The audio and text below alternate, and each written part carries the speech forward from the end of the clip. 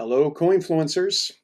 It's Inspired Eggs back again at Inspired Eggs on Telegram and in our Coinfluence group at Inspired Eggs on Twitter. Love to have you reach out to me on Twitter. A little easier for me to be able to respond. So at Inspired Eggs on Twitter. Come find me and let's chat a little bit there, as well as I'll certainly respond in the Telegram group, although sometimes it's a little easier on the Twitter sphere. So listen, what I wanted to talk to you a little bit about today on this Thursday, August the 26th, is a little bit more about the purpose of the Coinfluence and exactly what it is. So we talk about it being a launch pad.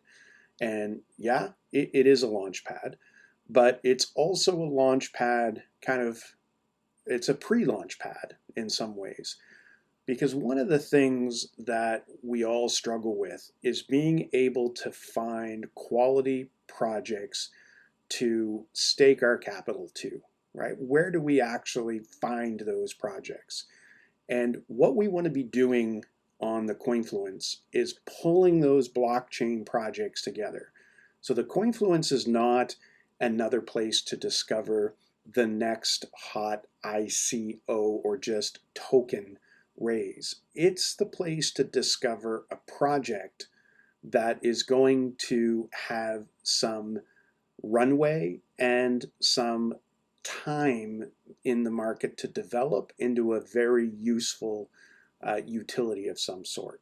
Maybe that project is going to be an NFT. Maybe that project is going to be a decentralized app of some sort. Maybe that project is a token or a DEX or some other type of decentralized finance or decentralized application. So what the Coinfluence is going to allow you to do is by holding CFLU, you're going to be able to park that and use that value as leverage to be able to choose and work towards the projects that you feel have the most potential. And that is going to, and as those projects are successful, it's going to allow you to benefit from that success. So we are then also going to be using the community to help support that project's success. And that includes things like funding, which is one of the biggest challenges that all of these projects are going to face, is how do they raise that little bit of capital that they need to be successful? It's going to include things like governance.